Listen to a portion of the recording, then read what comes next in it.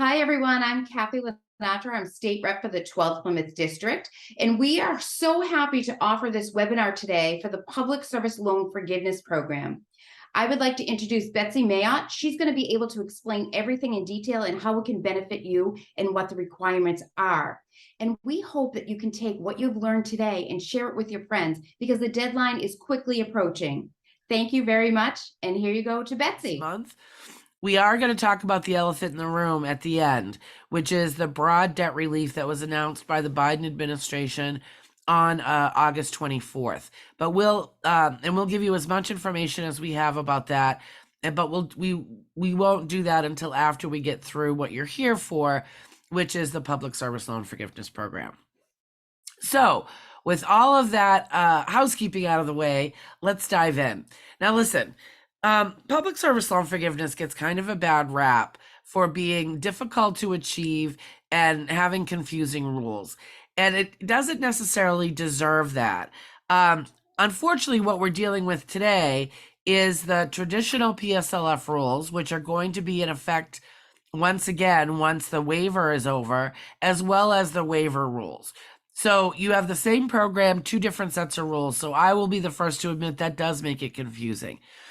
So in order to try to keep things as clear as possible, the way I've set up this presentation is that the first thing we're going to do is we're going to cover the quote-unquote traditional PSLF rules. Because let's face it, almost everybody still needs to know those unless you're one of the lucky people that's going to hit 120 payments essentially this month. After we cover the traditional PSLF rules, then I will talk about the Public Service Loan Forgiveness Waiver and the difference between the waiver and the traditional PSLF rules. Now, in order to try to keep it as clear as possible, I'm going to be pretty repetitive. You are going to hear me say the word traditional about 1,000 times. There's a method to my madness, and that is to try to keep it as clear as possible what falls under the traditional PSLF rules versus what falls under the waiver and what falls under both. So with that said, let's start out with the traditional PSLF rules. So again, these are the rules that have existed since PSLF started back in 2007, and they're the rules that are going to be back in play once the temporary waiver has ended on October 31st. Now, as I said, PSLF gets sort of an undeserved rap for being overly complicated. And I can see why people might think that. But if you take a step back and look at the rules sort of from the 5,000 foot level, which is what this slide in front of you is trying to do, then I think it becomes less complicated. So listen, if you only remember one slide from everything I'm going to tell you tonight, this is the one I want you to remember. Because if you remember this, you are going to be able to answer 85% of any questions that you're likely to have about the traditional rules for public service loan forgiveness. So here it is. In order to get the balance of your federal student loans forgiven under the Public Service Loan Forgiveness Program, you're required to make 120 eligible payments on an eligible loan while working for an eligible employer. And don't worry, we're going to define all the eligibles before the night's over. But the key here is that in order to get credit towards the 120, all three of these things have to happen at exactly the same time. So for example, for traditional PSLF rules, you could be making an eligible payment on an eligible loan, but if you're not working for an eligible employer at the time, that month can never count for you. And you can mix and match these up and still come up with the same answer. So you could be working eligible employment and have an eligible loan, but if you're not making an eligible payment, then that month is not going to count under traditional PSLF rules. And again, you can mix and match these. So if you take, if you think about as we get questions throughout the night, and if you think back to this slide, I can guarantee you that, like I said, about 85% of those questions all sort of boil down to this premise, which is you have to meet these three prongs and they all have to happen at the same time. Now, they don't have to happen consecutively, which you'll see as we go on, but you do have to hit, check all three of those boxes for that particular month to count. So with that said, let's start defining all of our eligibles. the first eligible I want to define for you is what an eligible loan is for public service loan forgiveness purposes. Now, as you're going to see, for most things when it comes to student loan rules, there's a short answer and a long answer. The short answer for what an eligible loan is for PSLF, it's any federal direct loan. Now, the direct loans are a program, and they're not a loan type, they're a loan program.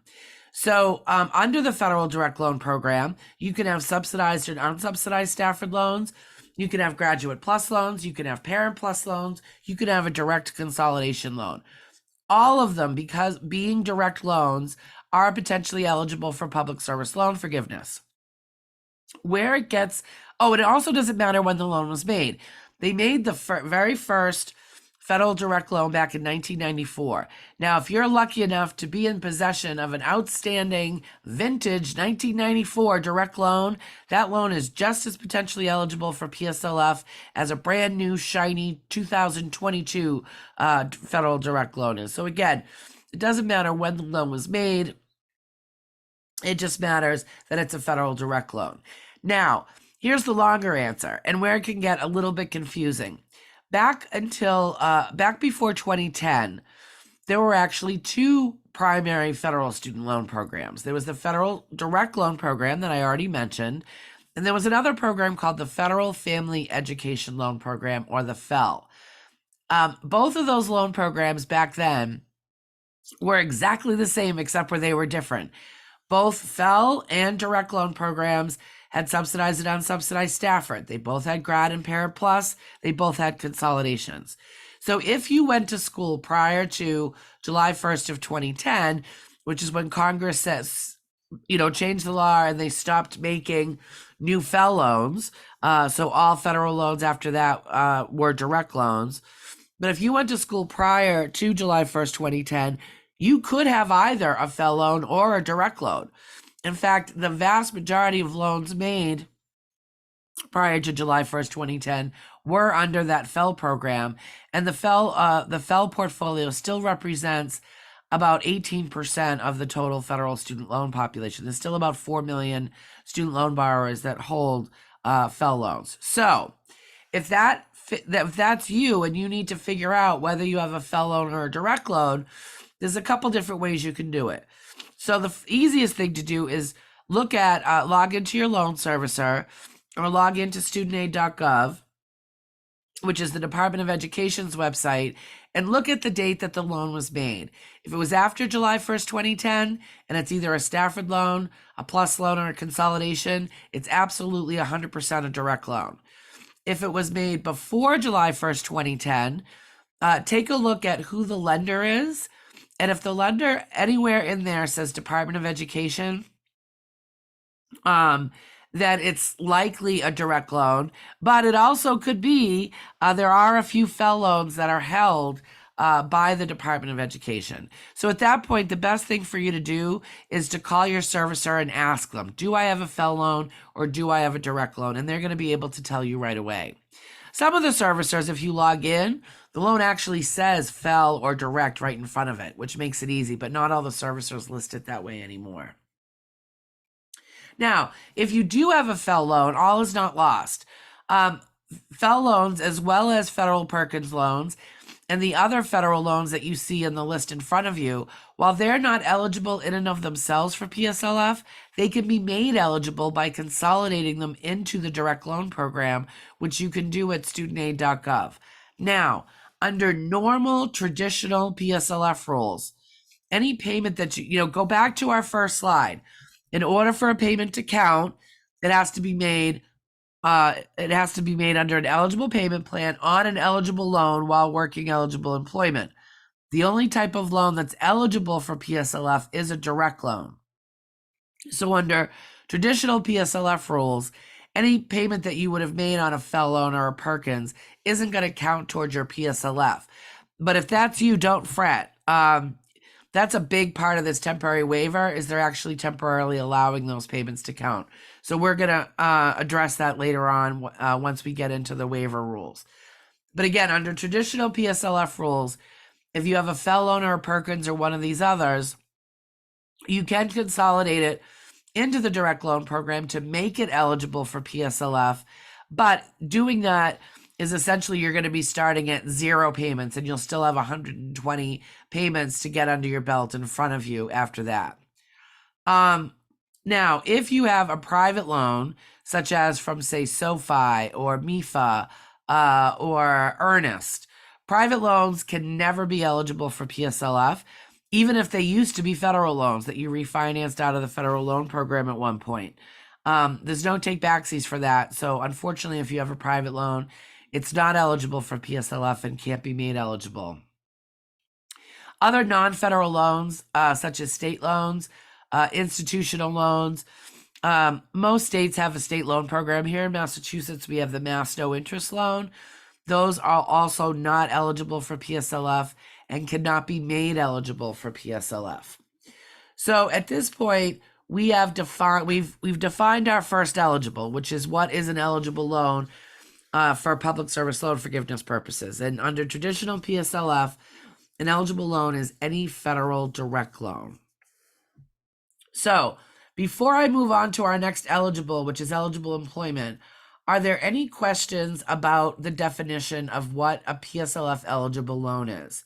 And you can either put it in the chat panel or raise your hand.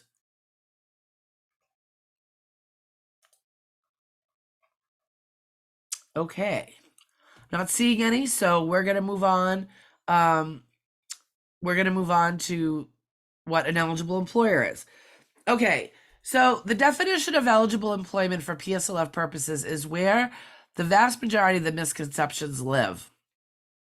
The biggest misconception when it comes to PSLF is that it matters what you do for a living.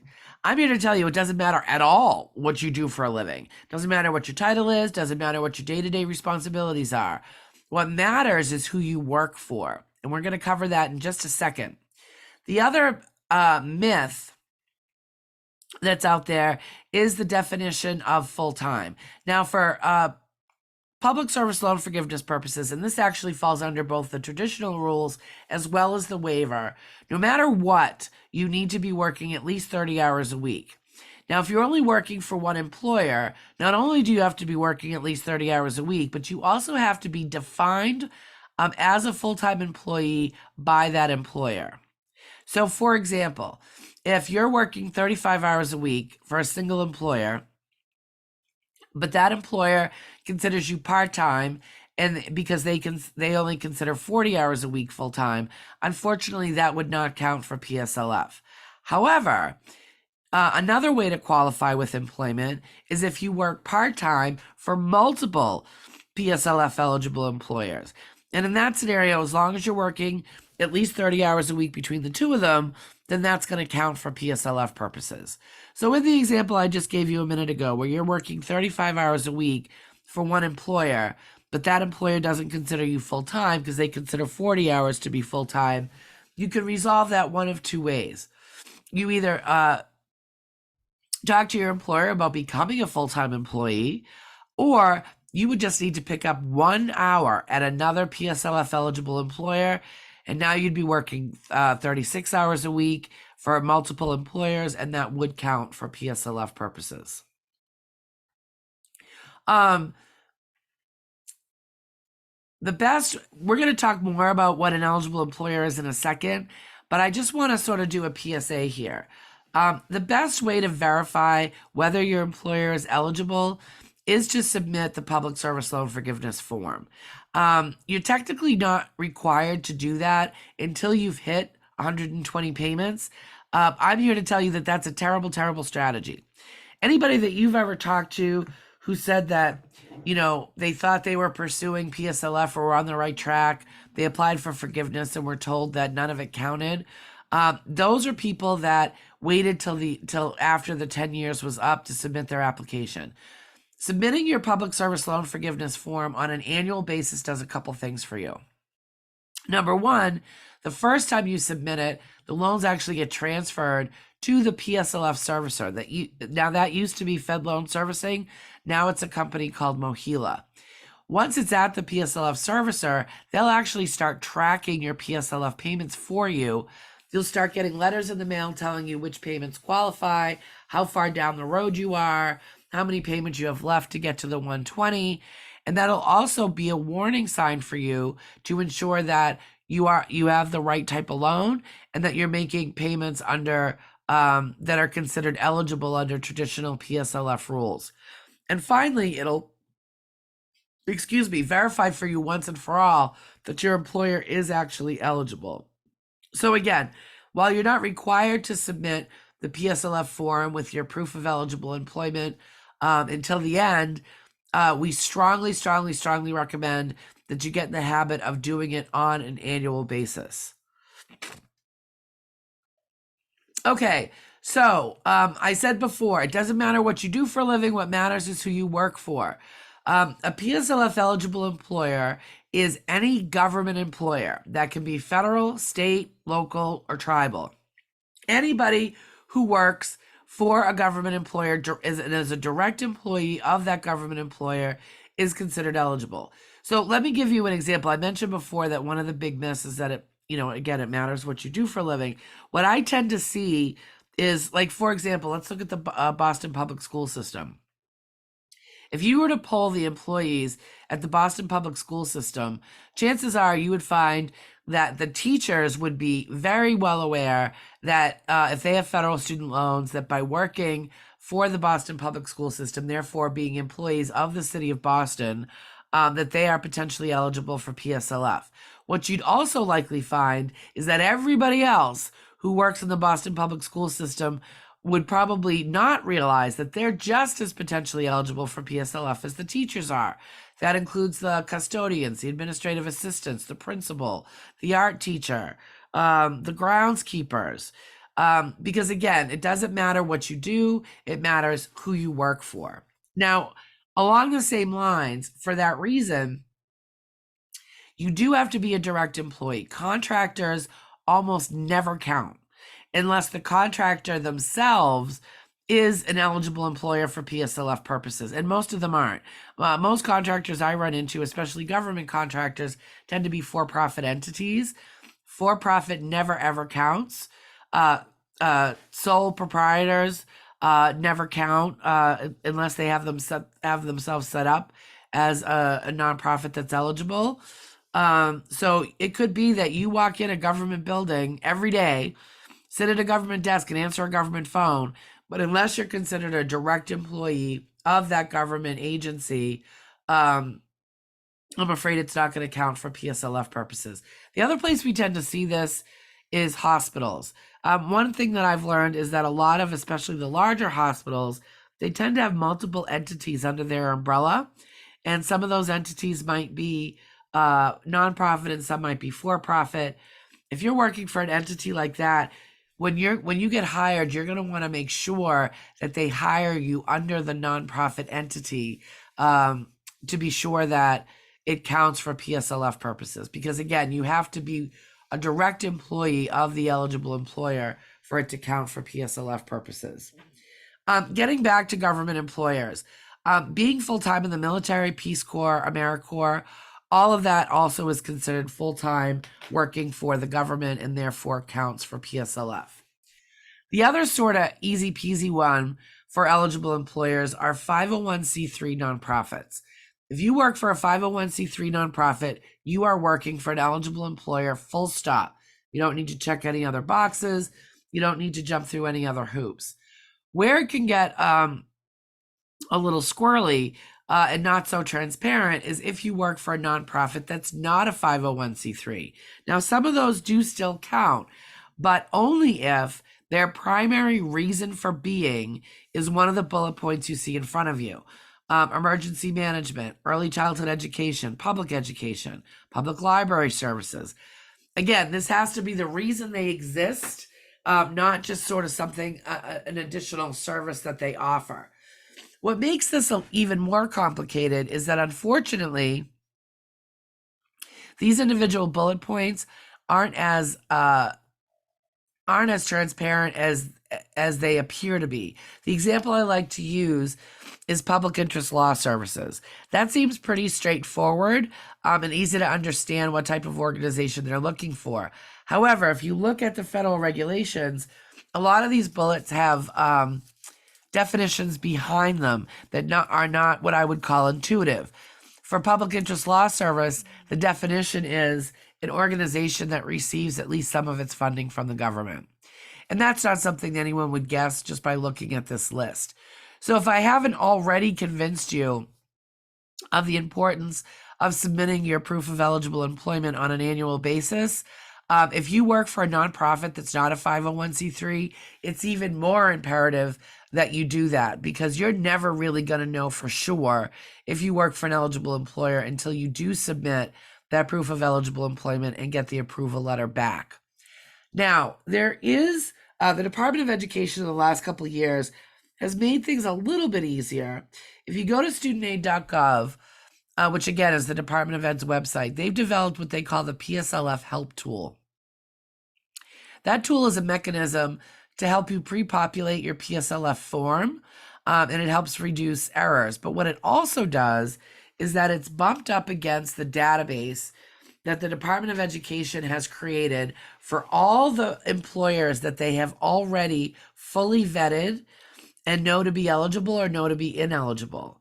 Now, it is not a comprehensive database. If nobody has ever submitted a PSLF form for that entity before, it's not going to be in there yet. And you're probably going to have to wait a little bit longer to get approval, because it has to, the first time an employer gets submitted, it actually has to get approved by it's actually a pretty small team of people at the Department of Education. And so that can take some extra months. But if you work for a larger organization, chances are someone else at your shop has already submitted a PSLF form for your employer in the past. And you can just type in the employer's employer identification number into the PSLF help tool. And if that employer has been vetted before, it'll tell you right away whether it's an eligible employer or not. A couple more things about eligible employment. You do have to be employed full-time at an eligible employer at the time you make every single one of those 120 payments. Now, again, go back to our first slide. 120 eligible payments on an eligible loan while working for an eligible employer. Under traditional PSLF rules, you also have to be working for a PSLF eligible employer at the time that you apply for actual forgiveness, so that's once you hit the 120, and at the time that the government reviews your account for forgiveness to give you approval. Now, that can take a couple months. The reason I point that out is because, unfortunately, I've run into some poor people in the past that hate their job. And they are just dreaming of the day that they hit 120 because they're working for a PSLF eligible employer. And then their plan was to, maybe rage quit in a very dramatic way and post it on social media. If you're one of those people, I'm sorry. But if you are one of those people, please, please, please don't rage quit in a dramatic and public way unless and until you get the letter in the mail saying you have a zero balance because your loans have been forgiven. Because again, under traditional PSLF rules, you do still have to be working for an eligible employer at the time they review your account. Now, I put an asterisk on those two bullets because that's something that is actually out the window for the temporary waiver. So I've worked with a bunch of retirees, for example, that because they already had the 120 payments under their belt before they retired, they were able to get forgiveness under the waiver and didn't have to still be working for an eligible employer at the time that they applied for forgiveness. So if that's you, if you're retired or maybe you're no longer working in nonprofit, but you did have 10 years under your belt before that, it's even more important that you submit your application before the waiver is over. And we're going to talk about the deadline a lot more in a little bit. Now, you do not have to be working for the same employer for all 120 payments. You don't have to have consecutive eligible employment, and you don't have to have consecutive eligible payments. The only thing that will wipe away previously accrued PSLF payments is if you consolidate outside the waiver. And even that part, to some extent, might be going away permanently, but as of right now, it has not. So you, for example, could have, say, 3 years of eligible employment and 36 PSLF payments under your belt, and then maybe you leave to go back to school, or you go into the private sector, or you decide you want to be a stay-at-home parent for a few years, and you don't go back to eligible employment for another 5 or 6 years, that's okay. Those 36 payments that you accrued before will still be waiting for you, and you'll just have to accrue it the other 7 years. You won't have to start all over again. Again, the only thing that will wipe that slate to zero is if you consolidate after October 31st of this year, so after the waiver. Okay, so at this point, we have defined two of the eligibles. We know what an eligible loan is, and we know which is any federal direct loan, and we know what eligible employment is. It's working full-time for either a government employer, a 501c3 nonprofit, or in some limited cases, non-501c3 nonprofits. Before I get into what an eligible payment is, are there any questions about those first two things? And again, you can either put it in the chat or you can raise your hand.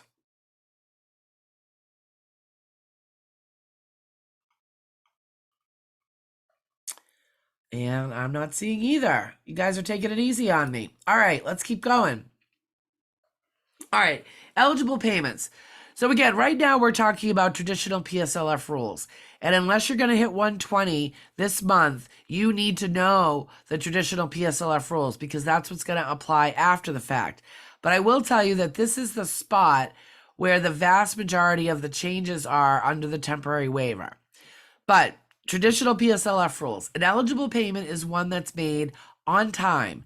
And on time for PSLF purposes is defined as within 15 days of the due date. Now, you can actually make lump sum payments and have them count, but only in a limited way. And before you get too excited, this is not a way of getting PSLF any quicker. But let me tell you how lump sum payments work. Let's say your payment's $100 a month. And in January, you made a $1,200 payment. So 12 months worth of payments all in one fell swoop. They would count that towards PSLF up to a maximum of either 12 payments or until it was time to renew your income-driven repayment plan. As you're going to see in a second, part of what makes an eligible payment eligible for PSLF is that you made it under an income-driven plan. And one thing that the income-driven plans all have in common is they require you to recertify your income annually.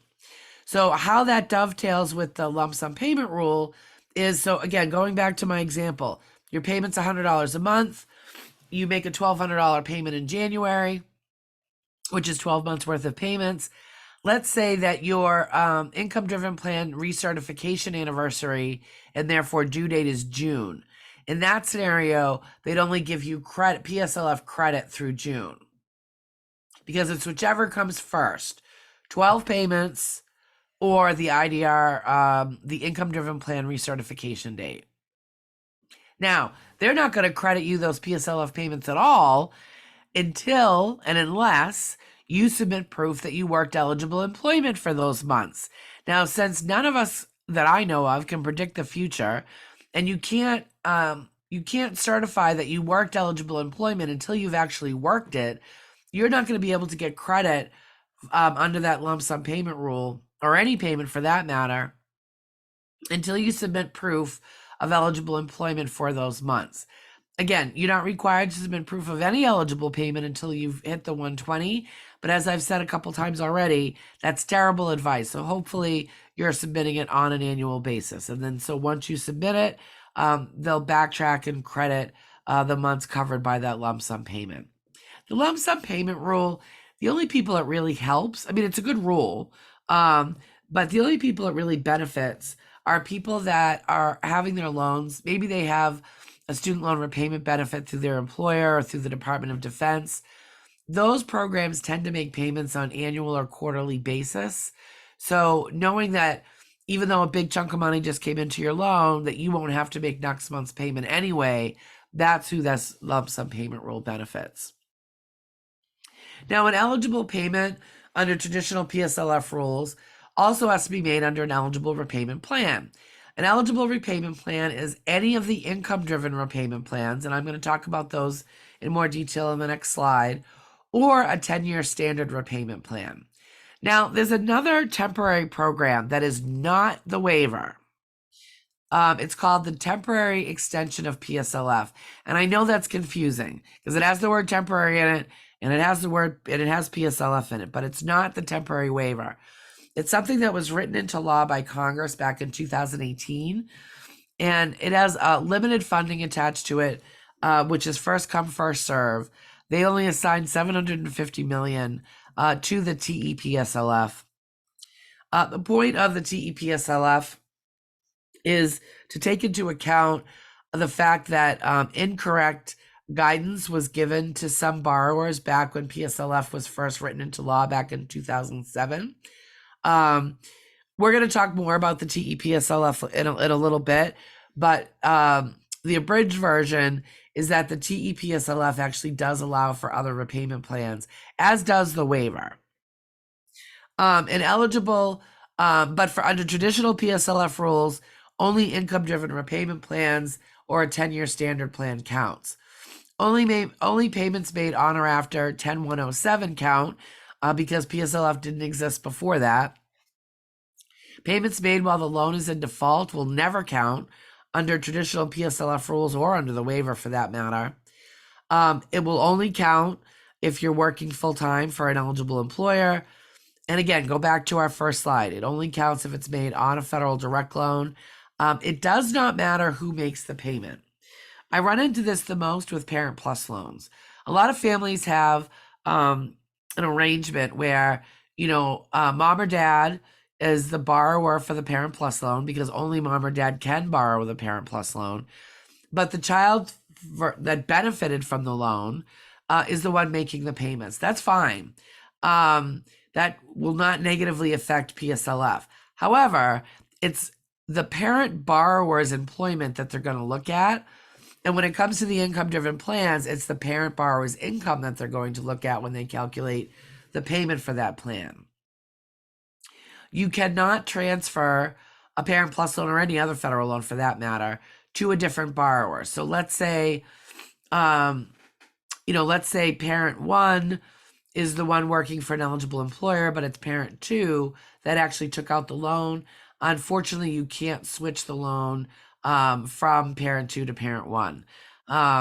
Another scenario, let's say the student is the one who's working for the eligible employer, and that's fine. They can use that for their own loans to qualify for PSLF. But even if they're the ones making the payments, it can't be used to get PSLF for the Parent Plus loan. It has to be the actual parent borrower that's working for the eligible employer for it to count. Let's talk in a little more detail about those eligible plans. As I mentioned, under traditional PSLF rules, you can make payments under either a 10-year standard plan, income-based repayment. Here's a fun fact. There's actually two income-based repayments or IBR. And because we are less than creative in this industry, one of them is called New IBR and the other one's called Old IBR. And both of those programs are exactly the same except where they're different. The formula is similar, but the payments work out differently. The forgiveness component is different. So that could cause some confusion. But anyway, both of the IBRs are eligible for PSLF, as is the other income-driven plans, including pay-as-you-earn, revised pay-as-you-earn, also called REPAY, and income contingent repayment, also called ICR. Now, I want to do a PS on a couple of these. Let's talk about the 10-year standard plan first. So yes, payments under a 10-year standard plan count towards PSLF. However, if you make 120 payments under a 10-year standard repayment plan, you will have paid the loan off. So while those payments under that plan count, to benefit from PSLF, you really, really need to get on one of the income-driven repayment plans. Which brings me to my other PS, which is the ICR plan. Now remember, I've been saying right along, and I meant it, and it's the truth, that Parent Plus loans are 100% eligible for PSLF. But they're really mean about it. While Parent Plus loans are 100% eligible for PSLF, they're not eligible for any of the income-driven plans. So sure, they can get the 10-year standard plan, but if you remember, that's a trick. If you make 120 payments under a 10-year standard, you will have paid the loan off. There is kind of a loophole, however.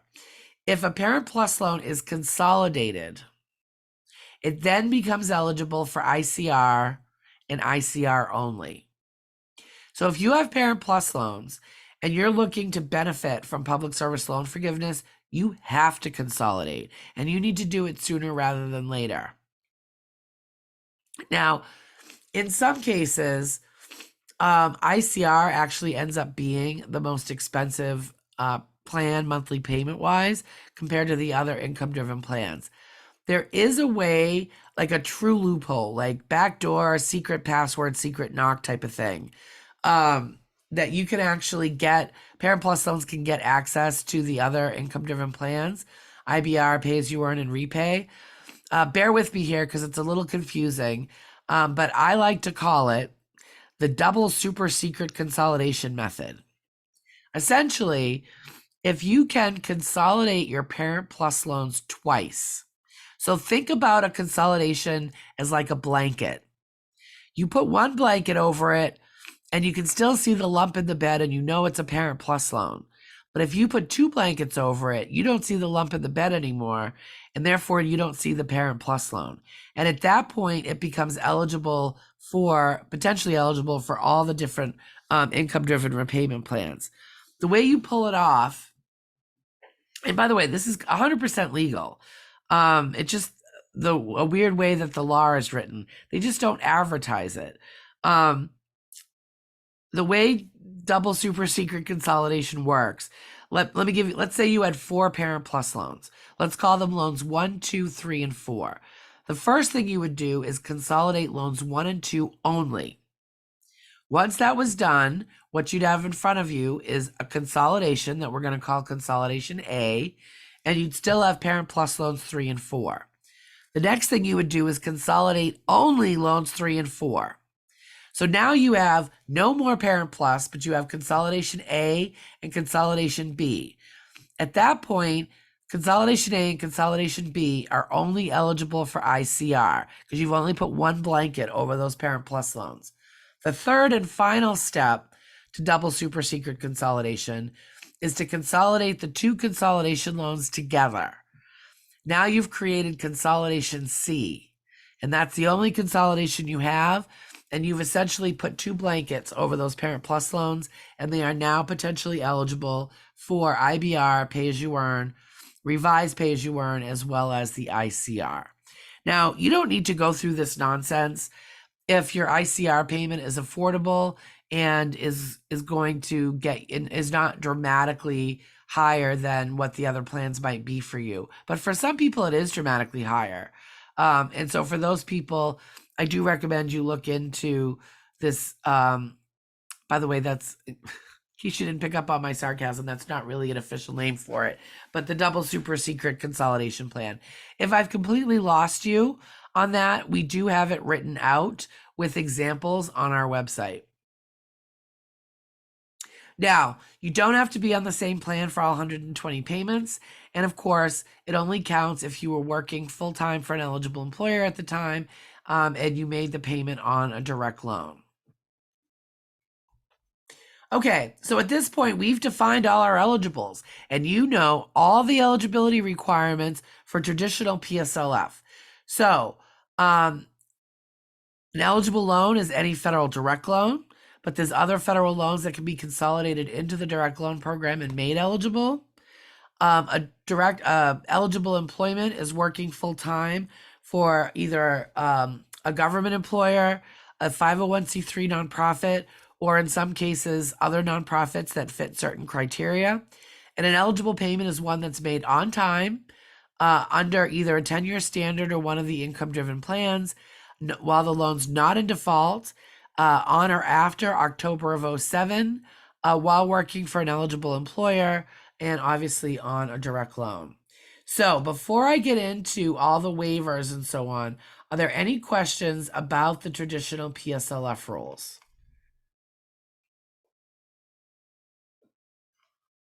It looks like we have something in the chat panel. What is the typical repayment plan for plus loans? In other words, after 120 payments, what would the balance typically be? Can't answer that.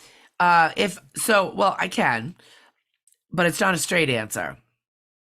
If you made 120 payments under a 10-year standard plan, your balance would be zero. If you made 120 payments under one of the income-driven plans, the remaining balance varies by person. It matters what your income is. It matters how much your balance was to begin with. Every single person, that answer is going to be different. There's some people that end up with and this, by the way, this applies to Parent Plus loans as well as with non-Parent Plus loans. I've seen some people get $500,000 forgiven after 10 years on an income-driven plan. I've seen other people get $2,000 forgiven, and I've seen everything else in between. So again, it varies by your personal situation. Somebody is asking, is grad school eligible? Yep, if you go back to what an eligible loan is any direct loan. That includes Stafford loans, and Stafford loans are made under undergraduate as well as graduate. And it includes Graduate Plus loans, which obviously are made for graduate. In other words, are people that are earning more than the median salary not eligible? Not necessarily. Here's a better way to look at it. I'm really glad you're asking these questions too, because you're giving me a good opening for one of my commandments when it comes to PSLF, but overall student loan strategy. If your income is the same or higher than what your loan balance is, and you don't already have a bunch of PSLF years under your belt, chances are you're going to pay the loan off before getting forgiveness. And I think that's what you're trying to ask me. And that leads me to something really important to think about. When it comes to managing your student loans, the name of the game is not forgiveness at all. And people get all caught up in the word forgiveness, just like people get caught up in the word free. It's not about the forgiveness.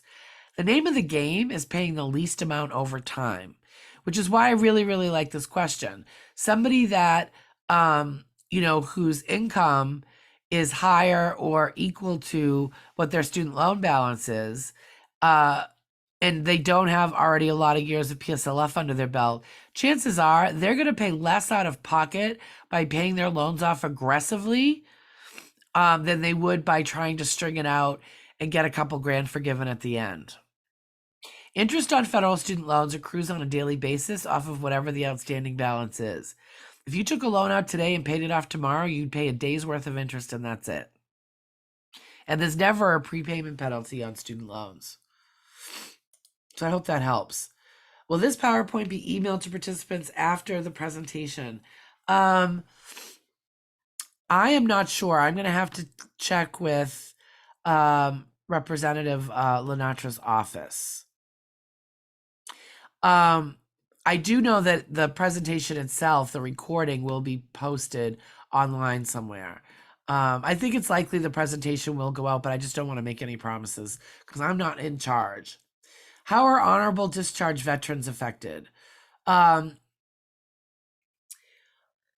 if you were making student loan payments or in a military deferment while you were full-time in the military, that counts towards PSLF. But otherwise, veterans do not have any type of different path for PSLF than anybody else does. All right, I'm not seeing any other questions related to what we've covered so far, so I am going to move on to the next piece of this. All right, let's talk about the TEPSLF, which I sort of mentioned earlier. This is not the waiver, but it's something that you should be aware of. So back in 2018, there was a lot of reports that we were getting that especially the first couple of years after PSLF was written into law, we know of at least one loan servicer that misunderstood the rules and incorrectly advised some borrowers about what was considered an eligible payment plan. In particular, they told borrowers that what's called the standard consolidation plan counted for PSLF when it does not. Let me clarify. Now, remember, I said the 10-year standard plan counts, and that's the plan you get put in if you don't choose something different when you first get out of school. You make 10 years worth of payments of around the same amount of money, similar to like how a mortgage works, only shorter, and with the idea that you'll pay it off within the 10 years. Now, if you consolidate your loans and don't pick another plan, they also put you in a standard plan, but it's not a 10-year standard. Consolidation loans are between 12 and 30 years, depending on what your loan balance is. And under the law, for traditional PSLF, only a 10-year standard counts. A 30-year standard plan does not. A 12-year standard plan does not. But again, there was at least one servicer that we know of that misunderstood in the beginning and incorrectly told borrowers that the standard consolidation plan counted. So for that reason, Congress created the temporary extension of public service loan forgiveness. They assigned $750 million to it. It's first come, first serve, and when it's gone, it's gone. Just to be clear, regular PSLF and the waiver have no money limit. So don't worry about money running out for those. It's only this TEPSLF that has a money limit to it. And essentially, there's only two things different between the TEPSLF and traditional PSLF. One is that pretty much any repayment plan counts. So income-driven plan payments count, 10-year standard counts, standard consolidation counts, graduated repayment plan counts. That's a plan where you make interest-only payments for a couple years and then the payment gradually goes up. There's another plan called extended repayment. That counts under the TEPSLF. All the other rules are the same. So this was more important to people before they did the waiver. The waiver is sort of cleaning up on its own a lot of the people that were on the wrong plan to begin with. So I don't want to spend too much time on the TEPSL. Excuse me.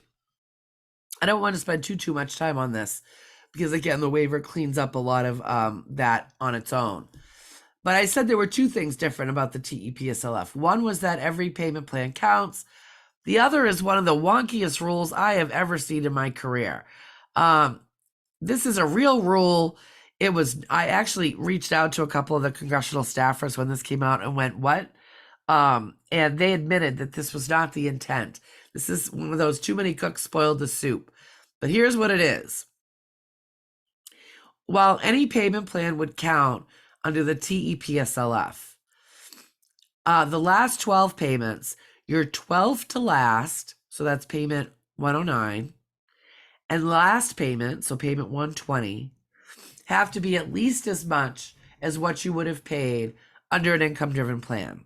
Now, the easiest way to comply with this is to just get on an income-driven plan for your last 12 payments if you're doing the TEPSLF.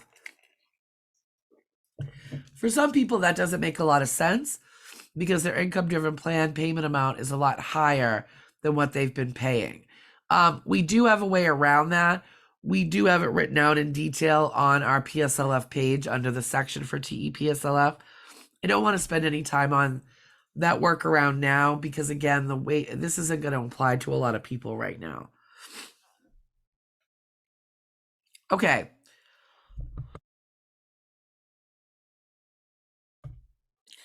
How to apply. So hopefully you've been submitting your proof of eligible employment every year for the last 10 years. Under traditional PSLF rules, all you have left to do is to submit the form one last time and check off the box that says, hey, I think I'm eligible for forgiveness. Once you do that, they're going to put your loans on hold, so no payments are due. And again, this is traditional PSLF rules. And then they're going to count your payments. And if you've made the 120, they're going to forgive the balance, interest, and principal. It is not taxed on either the federal or the state level. And if you made more than the 120 payments, they're going to send you a refund. You don't even have to ask for it. Under the waiver, you don't actually have to do that. Once you hit 120, they're just going to forgive your loans under the waiver. But under traditional PSLF rules, so if you're going to hit 120 after this month, you will have to submit an actual application for forgiveness. The good news is when it comes to PSLF, whether it's the waiver or traditional PSLF, whether you're just submitting proof of employment, whether you're applying for forgiveness, whether you're applying for the TEPSLF, it's one form to rule them all. So if you find a federal form that says PSLF on it, you have the right form. All right, I want to talk about the COVID waivers really quick. As most of you are probably aware, most federal student loan borrowers have not been due for payment since March 13th of 2020. Not only that, you've been enjoying a 0% interest rate. That is due to expire December 31st of 2022. That includes all direct loans. That includes defaulted loans. It does not include privately held FFEL loans. So if you have a FFEL loan and it doesn't say Department of Education as the lender, then the COVID waiver would not have applied to you. If you've been enjoying a 0% interest rate since March, then the COVID waiver applies to you. What's even better about the COVID waiver is that not only are you not due for payment, but assuming you were working eligible employment at the time, those months count for PSLF. Now, there are some people when this came out that thought that this sounded too good to be true. And they were making payments anyway because they didn't want to screw up their PSLF. If you're one of those people, stop it.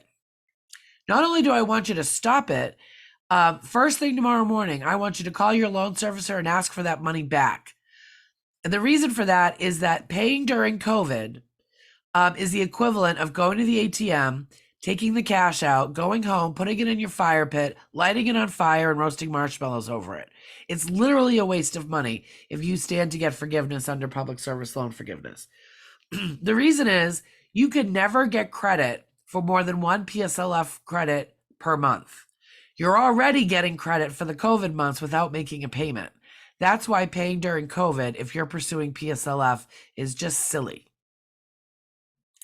So, all of that out of the way, I am finally ready to get into the PSLF waiver. Let's just do a quick call for questions. Again, you can either raise your hand or put it in the chat panel on anything that I've covered so far. I'm going to try to really quickly get rid of the frog in my throat before we get to the fun part while I wait to see if you guys have any questions.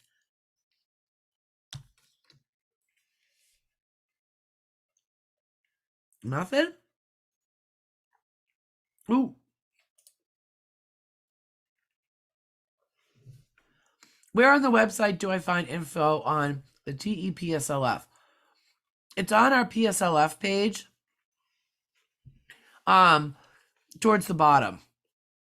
So I'm assuming you're on my website, which is freestudentloanadvice.org. You go to forgiveness, then you go to public service loan forgiveness, and you scroll down the page and you'll get to the TEPSLF.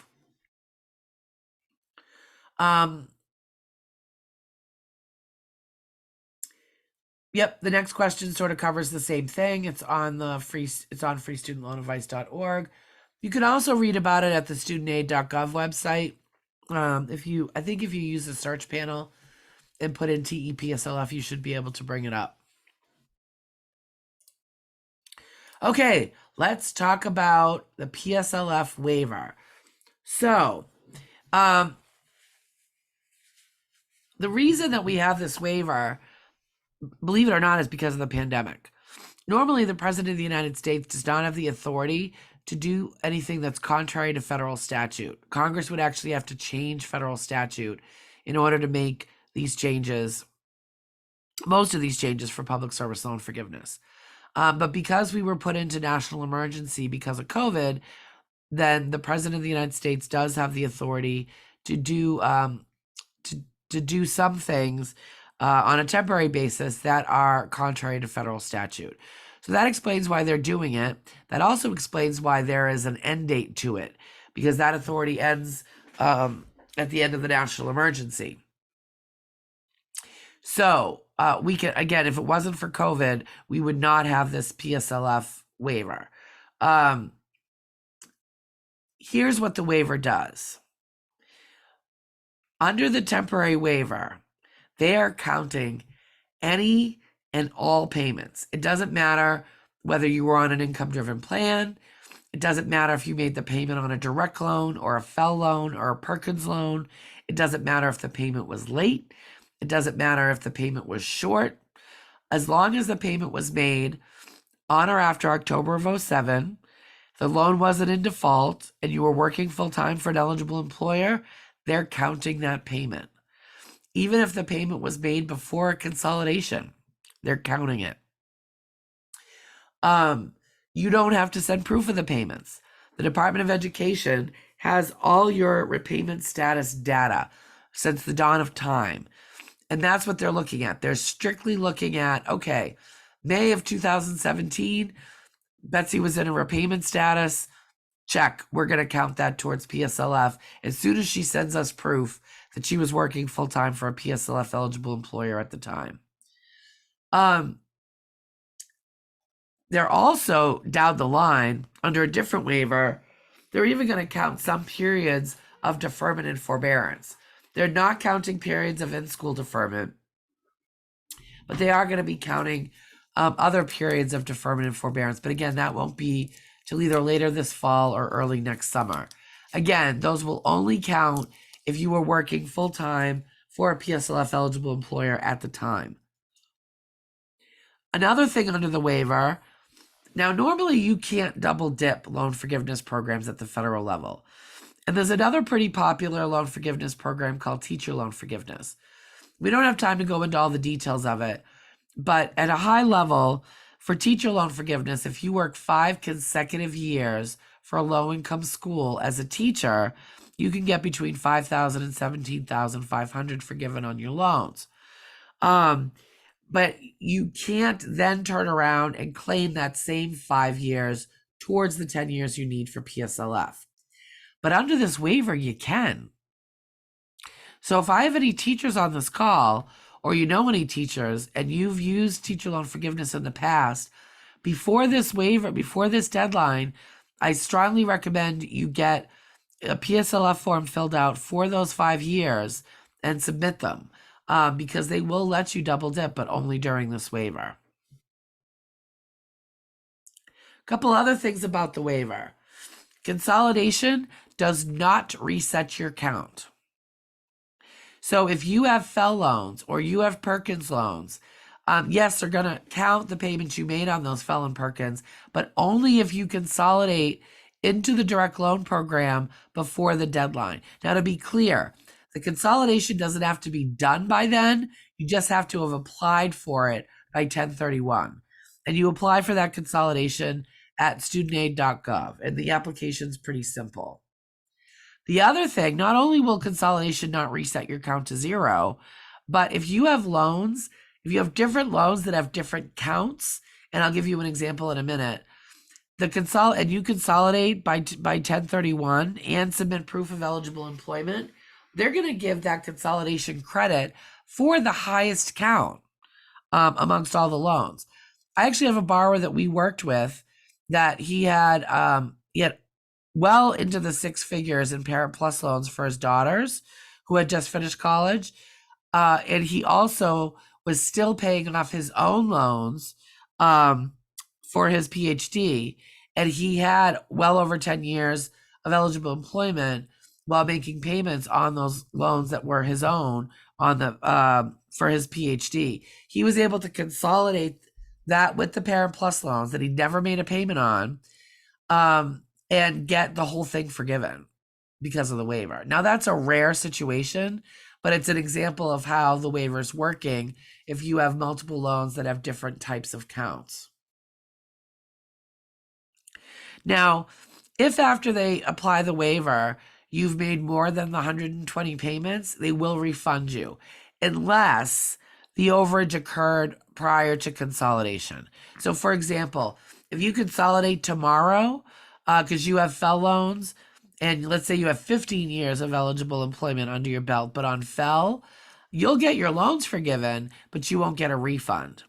But let's say you consolidated 5 years ago, and between the payments you made before consolidation and the payments you've made since, you've made 150 payments. You will get a refund because the overage occurred after you consolidated. Now, I said this earlier, but as a reminder, under the waiver, you don't have to be working for an eligible employer at the time they review your account for forgiveness. But if you're not going to hit 120 until after October, don't quit that job unless you're going to another PSLF eligible employer until you get forgiveness, that is. I've sort of already gone over these about the consolidation. I want to reiterate, I know I've said it 100 times. I'm going to say it another 105. Consolidation does not reset the forgiveness count if you do it and apply by 1031. The reason I'm repeating myself so much is because those of you that are going to go into the consolidation application after this call is over, you're going to call me a liar, because the consolidation application tells you that it will reset the count. And once you consolidate, your initial count will be 0. So you're going to think I have no idea what I'm talking about. That's under traditional PSLF rules. Consolidation does reset the count under those rules. But under the waiver, it does not.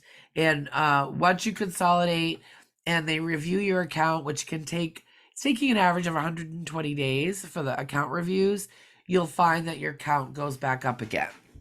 And speaking of the count, just as a quick aside, when I was putting this presentation together, and I don't want to date myself, but I think I'm going to, this picture, I thought it would be kind of cute to use the count in the presentation, add a little whimsy to a really dry topic. But it blew me away because I went down a Google rabbit hole because I never remembered the count having facial hair during the time period where I used to watch Sesame Street.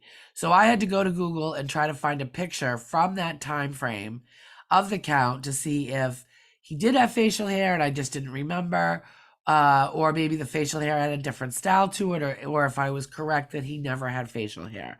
If we have time at the end, I will tell you the answer to that.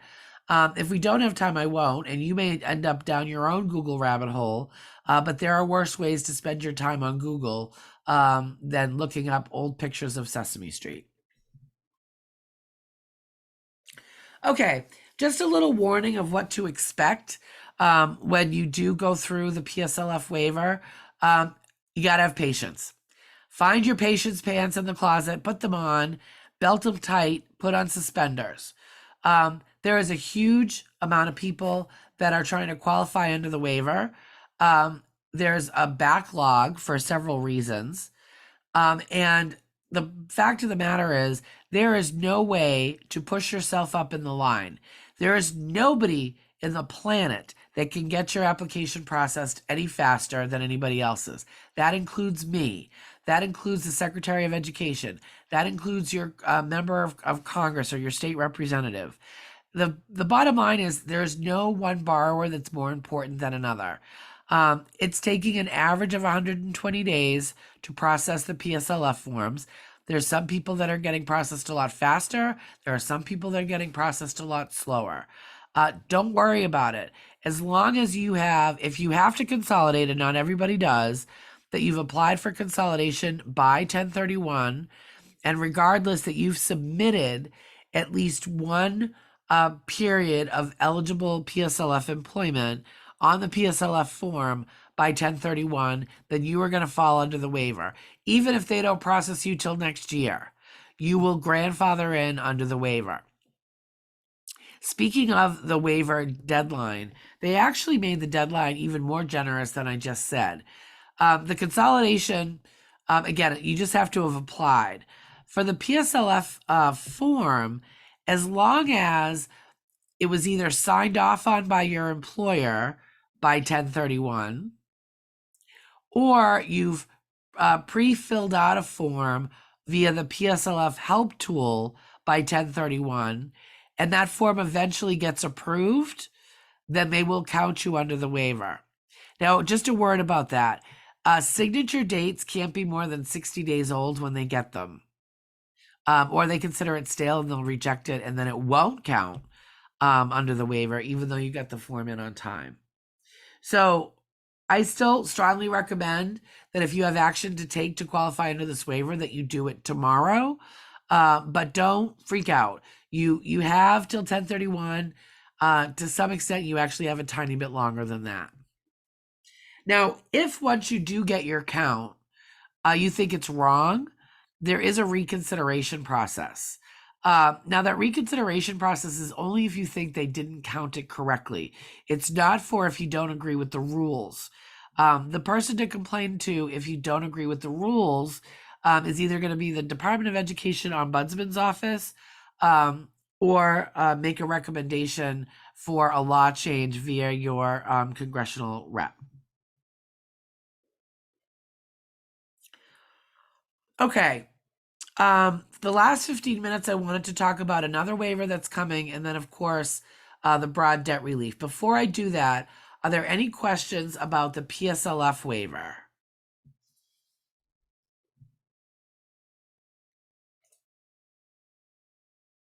Is loan consolidation only for Feller Perkins? Or if we have multiple direct loans, do we also need to consolidate before 1031?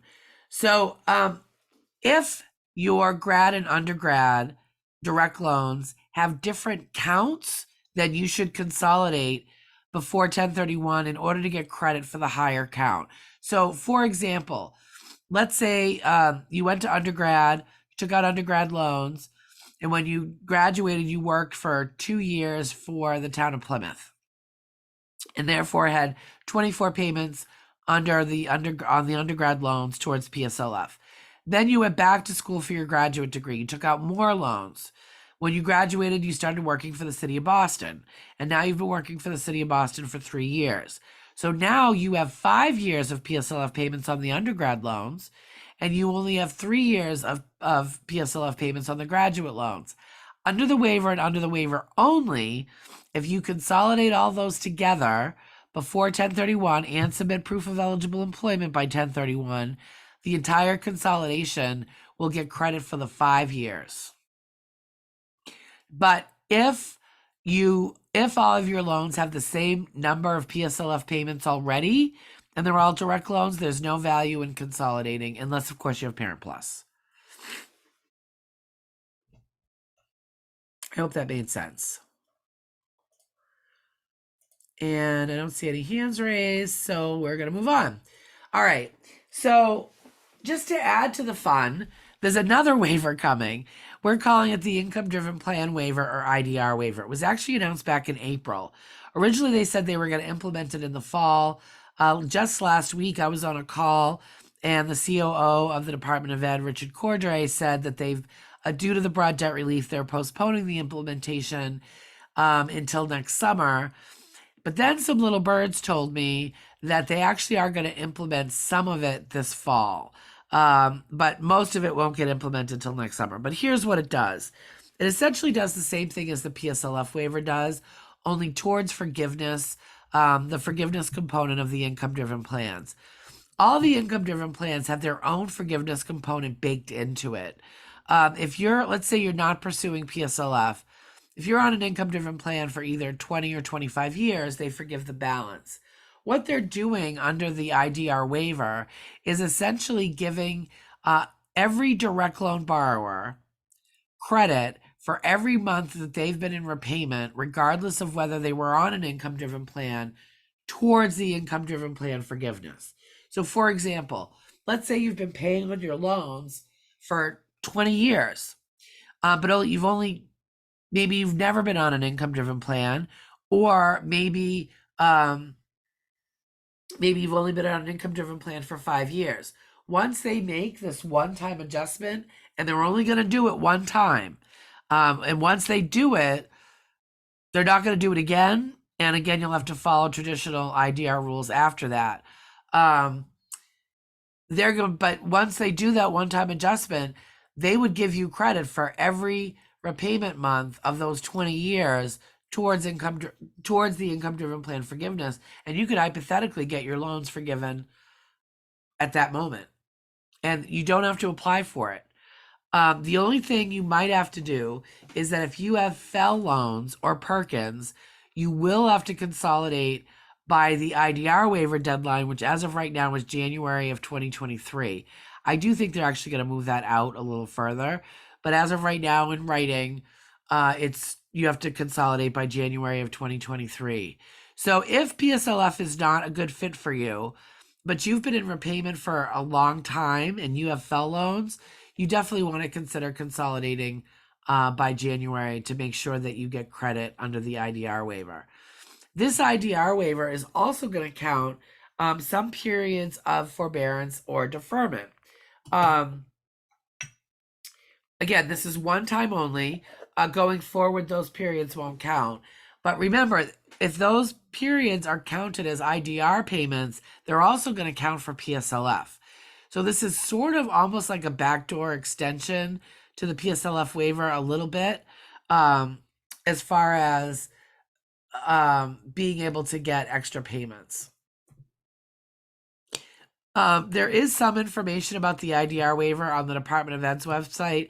We have a page on our repayment plan page with everything we know so far about the IDR waiver, and we're going to add to that page as more information comes out. Okay, the last thing I wanted to talk about is the broad debt relief that was announced by the White House on August 24th. Here's how that works. At least now things are sort of changing almost by the minute on this, but here's what we know as of 20 past 8 on October 12th of 2022. This debt relief applies to any federal loan that is held by the Department of Education. The quickest way to know if your loan is eligible is, did you get the COVID pause? If you did, your loan is eligible. If you didn't, your loan is not eligible, is really the short answer here. If your loan is eligible, you can get up to $10,000 in forgiveness, assuming that if you're a single person or if you're married and you file separately, your adjusted gross income was no higher than $125,000, either 2020 or 2021. If one was over but the other wasn't, you're eligible. If they were both over, not eligible. If they were both under, eligible. For married couples that filed their taxes as married, you have to have an AGI of less than 250,000. Now, if at any point during your academic career you got a Pell Grant, that forgiveness amount goes up to 20 grand. Now, if you're not sure if you ever got a Pell Grant, if you log into studentaid.gov and you got that Pell Grant and you received it since 1994, it's going to be listed on studentaid.gov. If you got a Pell Grant before 1994, it's not going to be there, but the feds have the data. You're just going to have to feel lucky and wait and see what happens once they apply the forgiveness to your account. You are not going to get, if you owe less than what the forgiveness amount is that you're eligible for, in most cases, you are not going to get a refund. So for example, let's say you're eligible for the $20,000 in forgiveness, and you only owe 15. You're going to get a zero balance, but you're not going to get a $5,000 check in the mail. There is an exception to that, and I'm going to cover that in a second. I want to talk about the Federal Family Education Loan Program loans, and I also want to talk about Perkins loans. Up until September 29th, so between August 24th and September 29th, those borrowers with loans that didn't qualify for COVID had the opportunity to consolidate into the direct loan program, and they would be made eligible for this debt relief, assuming they were eligible otherwise. And then on September 28th, there were 6 states, Massachusetts was not one of them, attorney general's offices that filed a lawsuit trying to shut down the entire debt relief program. They didn't have a lot to hang their hat on, but one thing they did have to hang their hat on was that the banks that owned these FFEL loans would be harmed by the debt relief. So in order to save the many, the Department of Education chose to sacrifice the few. So unless you applied for consolidation into the direct loan program by September 28th, you are not going to be eligible for this debt relief if you have a FFEL loan or a Perkins loan. Now, if you're pursuing PSLF and need to consolidate by 1031, you should still do it. Because FFEL loans at this point, again, loans not eligible for the COVID pause cannot get the debt relief, period. Now, what we're hoping is, the Department of Education has said that they're going to try to find a way to loop the FFEL and the Perkins back in. But unless they can find a way to do it without increasing their risk of a legal challenge, they're probably going to continue to, unfortunately, sacrifice the poor FFEL. It's not over by any means. I do know for a fact that the Department of Ed is trying to find a solution, and I've heard of one that to me potentially has some legs. So just keep your fingers crossed um, if you fall into that category. But everybody else, the other 38 million borrowers, are still potentially eligible, assuming they meet the income criteria. Now, there's about 8 million borrowers where this is going to happen automatically.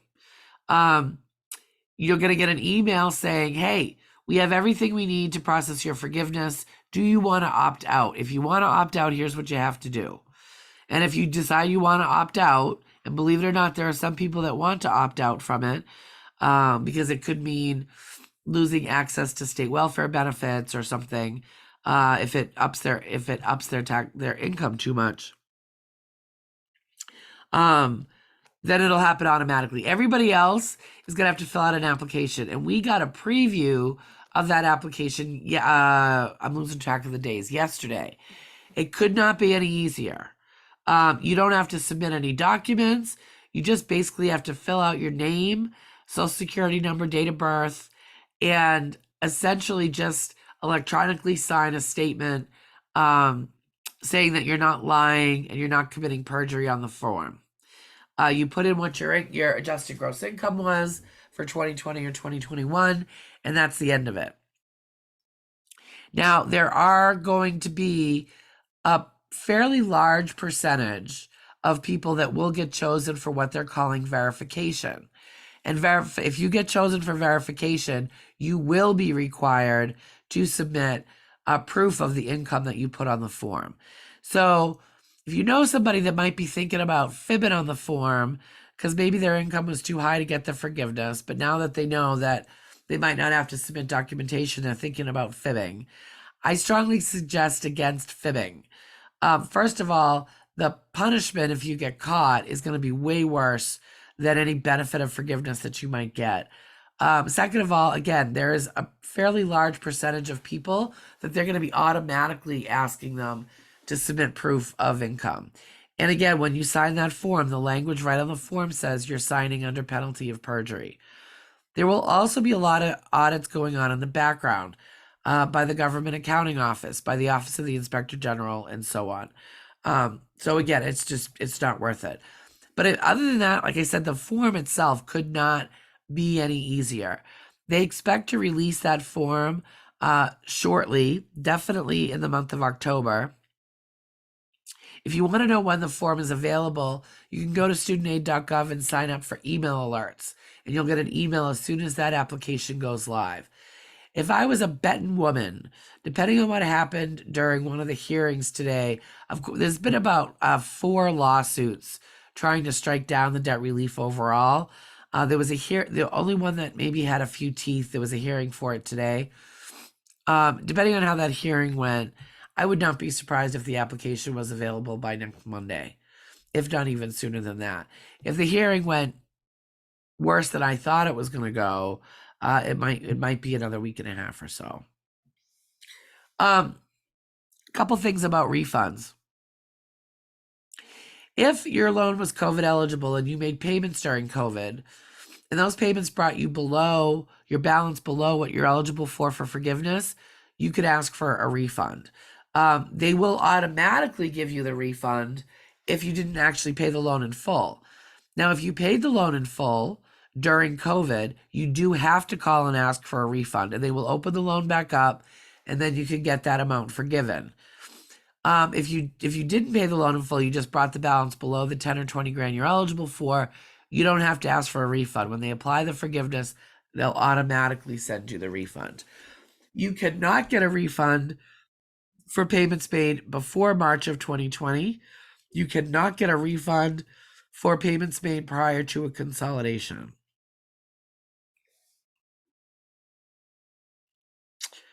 Okay, that's what I had for you.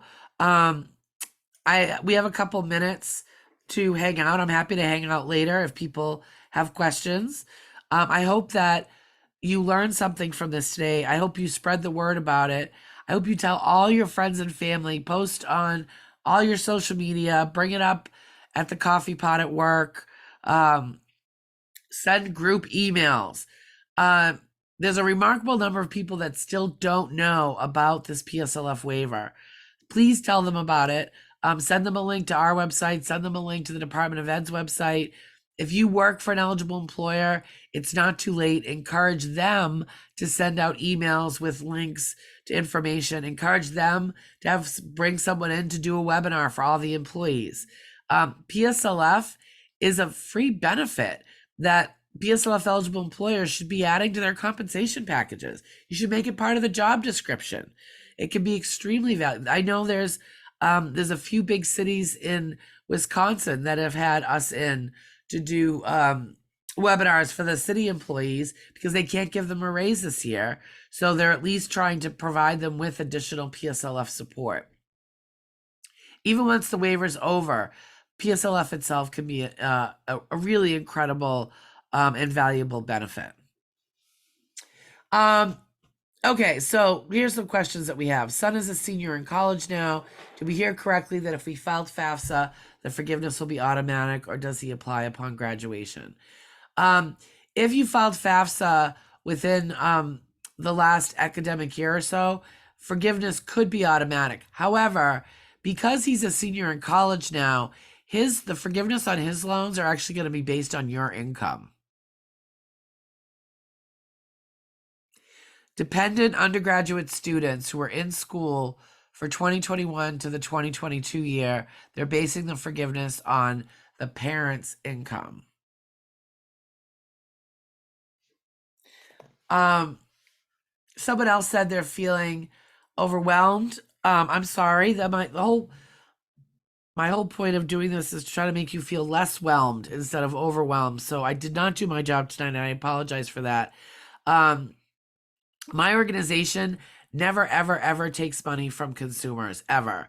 Anybody on this call or anybody that you know, I encourage you, first of all, if you're like me, I can listen to things all day long and I'm not going to learn them. I'm a visual learner, so I encourage everybody to read our PSLF page, especially about the waiver.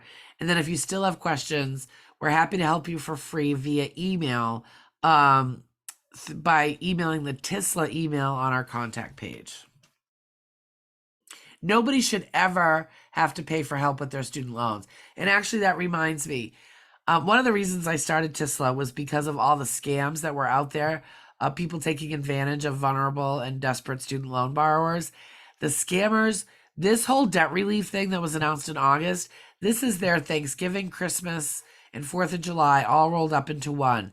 The scammer activity is off the charts. If anyone reaches out to you offering to get you the Biden forgiveness faster or more or quicker for a fee, make really loud, rude noises into the phone, hang up on them, and then report them to the Federal Trade Commission because it's a scam. Nobody will ever have to pay a dime for this debt relief or for PSLF for that matter.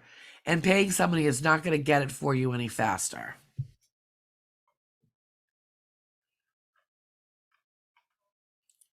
Let me see if anyone had any hands raised. I don't see any. So I'm going to stop the recording.